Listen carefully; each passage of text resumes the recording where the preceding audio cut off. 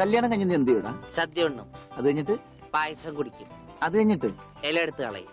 അത് കഴിഞ്ഞ് രാത്രിയില്ലേ? രാത്രിയില വാതിലൊക്കെ അടച്ച് കുറ്റിയിട്ടിട്ട് കിടന്നുറങ്ങും. കളഞ്ഞു. കിഷൻകുട്ടി വരച്ചത് പറ്റതല്ലേ? വാലൊക്കെ അടച്ച് കുറ്റിയിട്ടിട്ട് പാന്റ് കഴിച്ചിട്ട് മുഴുവൻ കഴിക്കണ്ട. പാന്റ് മുഴുവൻ അഴിച്ചോ, മുഴുവൻ അഴിച്ചോ. പാന്റ് കഴിച്ചിട്ട് നേരെ പോയി മൂത്രം വെച്ചിട്ട് കിടന്നുറങ്ങും.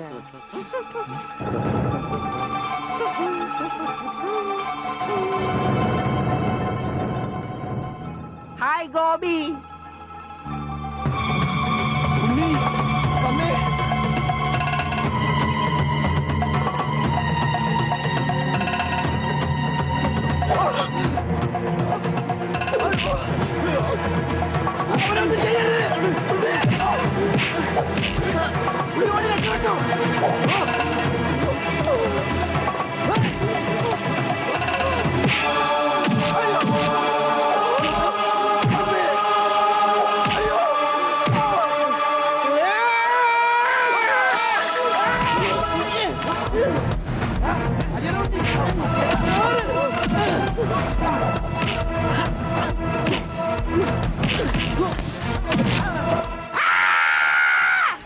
അത് കൊള്ളാം.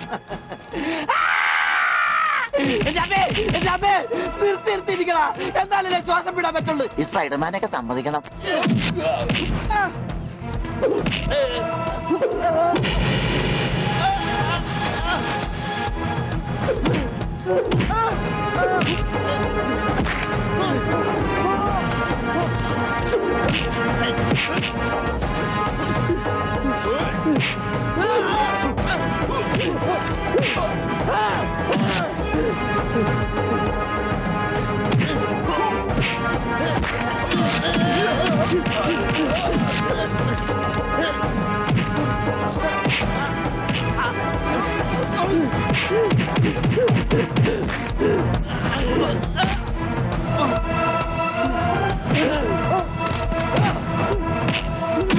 അവനൊന്നും ചെയ്യരുത്.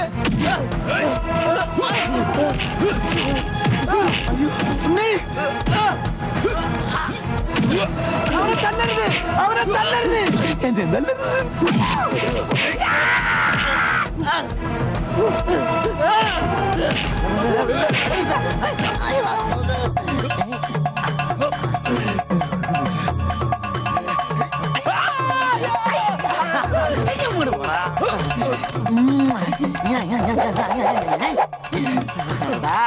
ആനയെ സൂചി കൊണ്ട് ഒതുക്കിയവനാണ് കയ്യക്കാരൻ.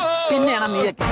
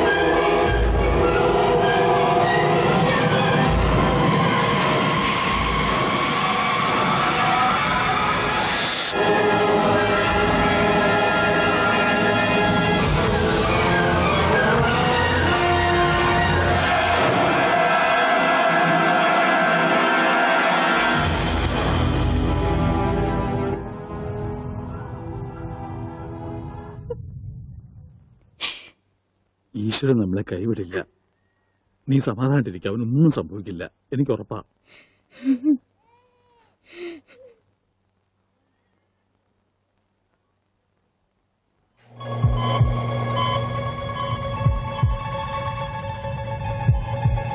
There is no intracranial hematoma, no space occupying lesion.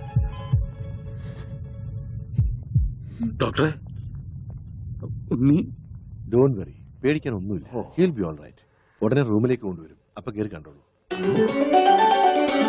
ഈശ്വരൻ കാത്തു.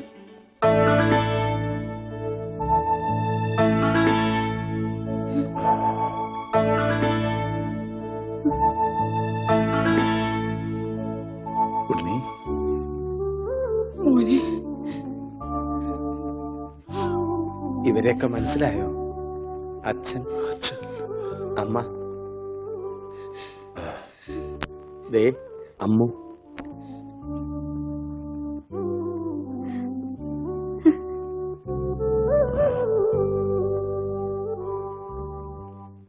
എന്താ എന്റെ മോന് പറ്റിയത്? എല്ലാവരും ഒന്ന് കുറച്ചു നേരം പുറത്തേക്ക് ഇറങ്ങി നിൽക്കുക. ഒന്നിറങ്ങിയത്.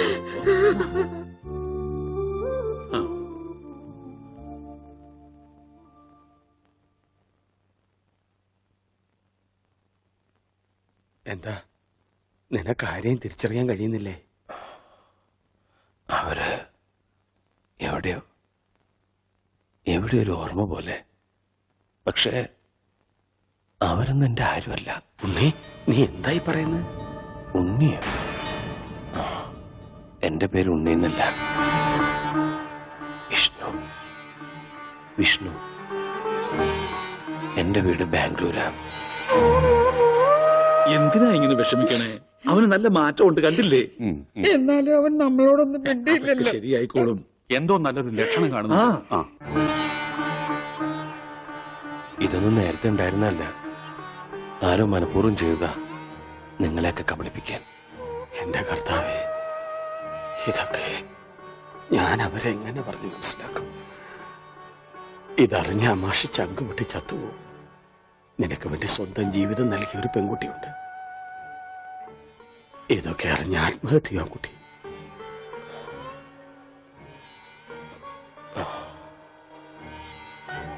വിഷ്ണു, ഒരു ഗ്രാമം മുഴുവൻ നിന്നെ സ്നേഹിച്ച കഥ നീ അറിയണം.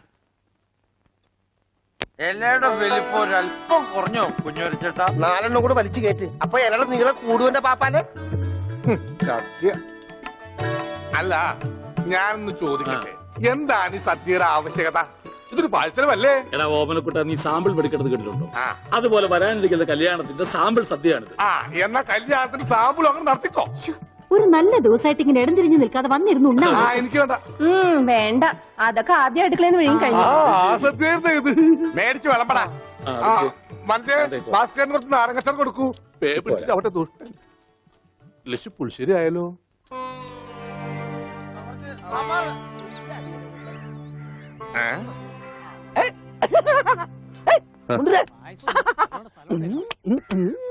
ഓമനക്കുട്ടൻ, നിനക്ക് എന്നാ പറ്റി? എനിക്കൊന്നുമില്ല, വട്ടുമാറൊന്ന് ടെസ്റ്റ് ചെയ്തതാ. മുണ്ടുക്ക് നല്ല മുണ്ടുക്ക്. എന്തായി കാണിക്കണം? ഇങ്ങോട്ട് വന്നേ. എന്തിപ്പണ്ടായേ? അവനിപ്പോ അസുഖമൊന്നുമില്ല, അവന്റെ അസുഖമൊക്കെ മാറി. ദൈവമേ, എന്താ നീ ചങ്കിക്കുത്ര വർത്താനൊന്നും പറയല്ലേ? ഉണ്ടായിരിക്കും.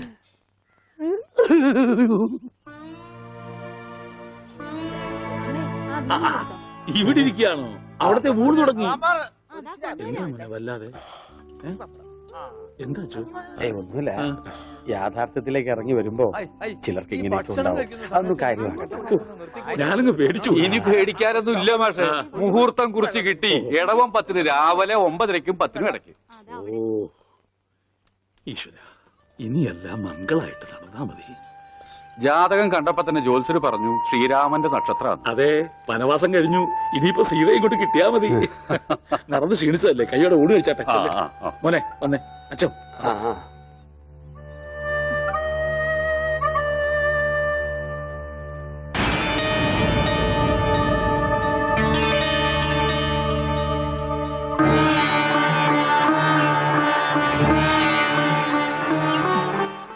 അച്ഛോ, വരും ഊണ് കഴിക്കാം. വേണ്ട, എനിക്കൊരു ഗ്ലാസ് വെള്ളം തന്നാ മതി. ഉണ്ണിയോ? ഓ, ഇനി അമ്മിക്കുട്ടി വാരി തന്നാലേ ഉണ്ണിക്കുട്ടിന് ഉണ്ണുള്ളോ? ചേച്ചി, എനിക്ക് അമ്മയോടൊന്ന് സംസാരിക്കണം. ദേ, ആ മുറിയിലുണ്ട്, പോയിക്കോളൂ. അല്ല, ഞങ്ങളൊന്ന് പുറത്തേക്ക് വെക്കോട്ടെ? പോയിക്കോ. പിന്നെ ഇതെന്നും വേണം കേട്ടോ. എന്റെ കല്യാണത്തിന് മുമ്പ് ഓമനക്കുട്ടായിട്ട് ദിവസം പുറത്തേക്ക് വിളിക്കും. കല്യാണം കഴിഞ്ഞപ്പോഴോ ഞാൻ പറയാട്ടോ അമ്മിക്കുട്ടിയോട്.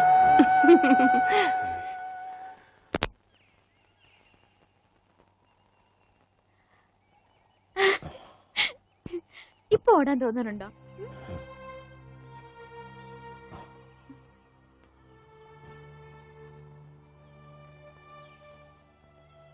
അമ്മ കരുതുന്ന പോലെ ഞാൻ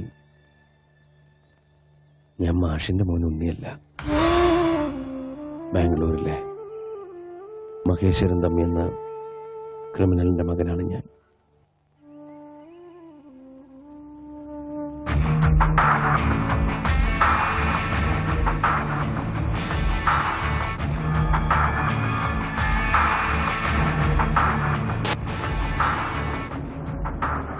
ബാംഗ്ലൂർ നഗരത്തിൽ നിന്നും പേടി സ്വപ്നമായിരുന്നു എൻ്റെ അച്ഛൻ.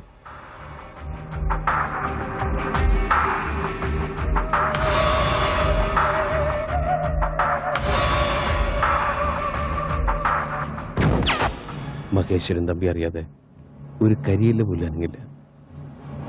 രക്തം പുരണ്ട അച്ഛൻ്റെ പണത്തിനോടും ബിസിനസ്സിനോടും എനിക്കെന്നും വെറുപ്പായിരുന്നു.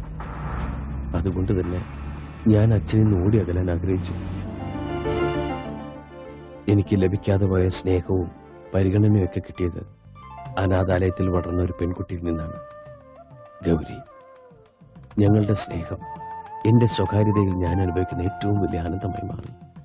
ഒടുവിൽ എൻ്റെ അച്ഛൻ്റെ അറിവോ സമ്മതമോ ഇല്ലാതെ ഞാൻ അവളെ വിവാഹം കഴിക്കാൻ തീരുമാനിച്ചു. അപകടമാണെന്ന് അറിഞ്ഞിട്ടും ഒരു ഒളിച്ചോട്ടം. വിവാഹത്തിന്റെ തലേന്ന് സുഹൃത്തുക്കൾ ഞങ്ങൾക്ക് വേണ്ടി ഒരു കൊച്ചു പാർട്ടി ഒരുക്കി, രഹസ്യമായി. പക്ഷെ ഒന്നും ക്ഷമിച്ചു തരാൻ അച്ഛൻ ഒരുക്കമായിരുന്നില്ല. പിന്തുടരുന്ന അപകടം മനസ്സിലാക്കാതെ ഞങ്ങൾ ആഘോഷിക്കുകയായിരുന്നു.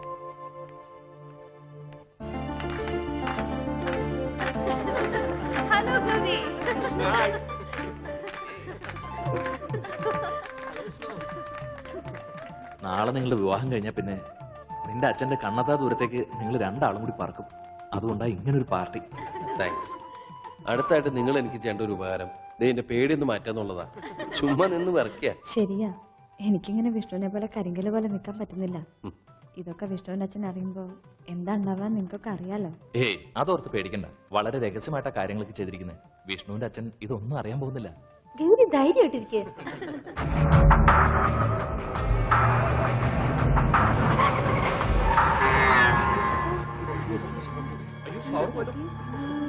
വിഷ്ണു, എനിക്ക് പേടിയാവും. ആരും പുറത്തേക്ക് ഇറങ്ങരുത്. ഞാൻ പോയി നോക്കിട്ട് വരാം.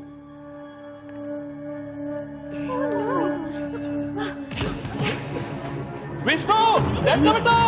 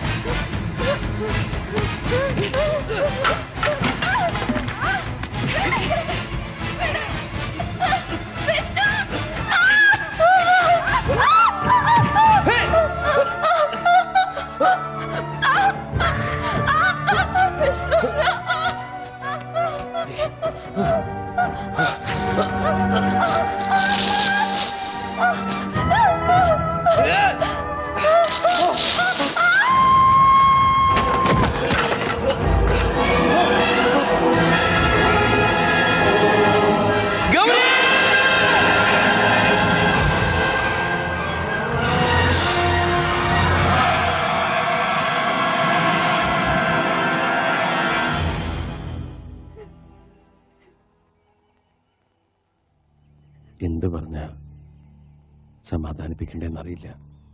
മനഃപൂർവ്വം അല്ലെങ്കിലും മാപ്പ് പറയാൻ ഞാൻ.